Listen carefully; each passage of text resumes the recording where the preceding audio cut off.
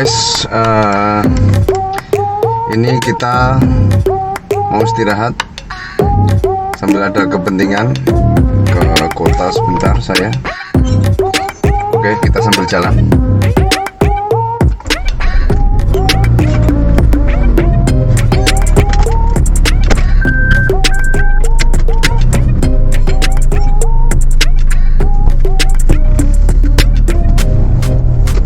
Hari ini saya ada kisah yang inspiratif. Pasien saraf kejepit dari Bali. Dia datang ke Jember, diantar sopirnya. Dia tidak kuat duduk, jadi sepanjang perjalanan dia berbaring. Dia sakit saraf kejepit sudah 20 tahun. Sudah berobat kemana-mana, sudah pernah berobat ke Singapura di rumah sakit Singapura, sudah berobat ke Amerika. Dia menceritakan begitu karena saat itu dia sakit posisi di Amerika. Dia sudah diobati di sana, masih belum sembuh. Kemudian dia sebenarnya sebelum datang ke tempat kami, dia sudah daftar untuk operasi di sebuah klinik di Jakarta, ya. Tapi karena melihat video terapi-terapi kita, dia tertarik untuk datang ke tempat saya.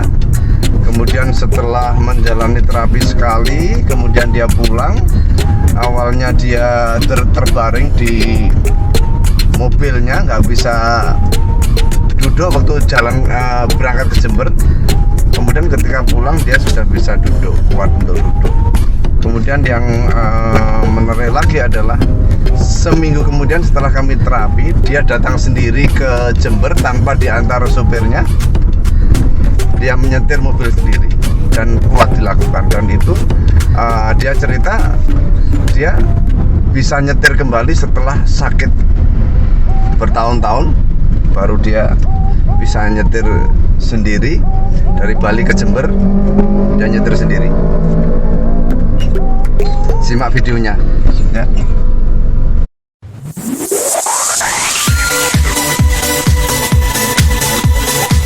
Kambuh lagi, memang sering kambuh, bangkit dikit nggak begitu. Cuma yang bulan yang terakhir. Kertas bawaannya. Ya, kertas sendiri. Ini. Ya. Kertasnya sini ya. Jadi itu yang enggak anu dua orang tapi. Oh, lah. Ya, dia. Spondylosis lumbalis dan lumbal muskelspasme. Ada spasme kram otot, ada spondylosis radang sendi pada tulang belakang di bagian pinggang. Lumbalis itu bagian pinggang. Bulging diskus ya, lumbal 5 menekan anterior, spinal menyebabkan sentral kanal stenosis. Adalah menekan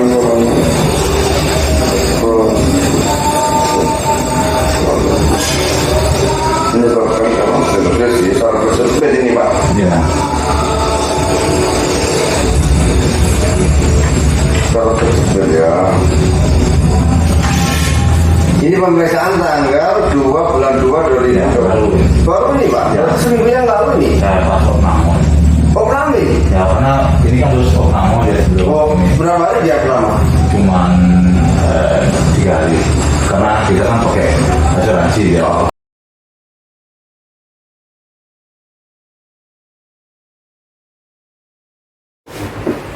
Jamil, apa? Jamil. Mari berbagi kisah. Ini akan mendekati. Ini berbagi kisah bisa menjadi inspirasi orang lain, Pak. Jadi Pak Made ini dari Bali, Pak Made Santiaga ini dari Bali, dari Tabanan. Sakit 20 tahun. Beliau saraf kejepit, didiagnosa rumah sakit, disuruh operasi dan sudah berobat kemana-mana, Pak Made ya? Ke Singapura. Singapura pernah ya. Di Amerika juga pernah berobat dulu. Pas kambuh di sana. Pas kambuh di sana, kambuh. Kalau yang di Singapura itu di Dioperasi atau diobati biasa? Operasi biasa kayak terapi di sini. Oh terapi ya, terapi di Singapura, di rumah sakit Singapura ya? Ya. Berapa kali terapi? Di sana cuma sekali datang itu ada 10 hari. Oh 10 hari? Ya 10 hari. 10 hari di terapi? Ya terapi cuma arahnya disuruh operasi juga. Orangnya dioperasi, artinya karena di terapi merasa nggak ada kemajuan, Ya. di sana suruh operasi? Suruh operasi. Oh, sama di dokter Bali juga disarankan operasi juga? Sama. Bahkan beliau ini juga sudah mendaftar di sebuah klinik terapi di Jakarta, rencana operasi kan Pak? Ya, rencana operasi. Rencana operasi, bahkan sudah ACC biaya ratusan juta. Nah, tapi ini alhamdulillah Bapak kita terapi kurang lebih seminggu yang lalu Pak ya? Ya. Seminggu yang lalu Bapak ini ceritanya kalau makan saja harus tiduran ya Pak ya? Tidur, nggak bisa duduk. Nggak bisa duduk ya? Nggak bisa duduk. Jadi setelah terapi ke tempat kita, yang luar biasa bagi saya, Pak Made Santiada ini datang ke sini nyetir sendiri ya Pak ya? Jadi bisa. Jadi mencoba menyetir Ya, sendiri. mencoba, ya. Tapi ini pertama kali nyetir jalan coba. Ya. Setelah sakit loh. Setelah sakit ya pertama. Mencoba ya. Pertama ya. Tapi kuat Pak ya? Ya bisa. Nggak ada keluhan-keluhan ya? Bisa sampai di sini. Sampai sini ya. Jadi artinya ini adalah kisah yang Iya.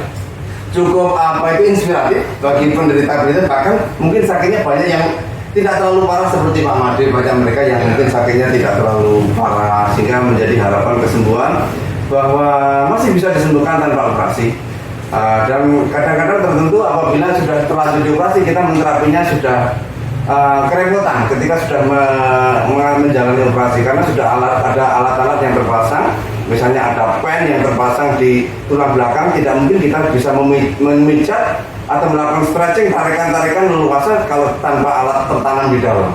Kalau ada alat tertanam di dalam, pasti kita tarikannya pasti khawatir nanti mencederai dari alat-alat yang terpasang di dalam, bisa bengkok atau apa, sehingga malah menimbulkan komplikasi.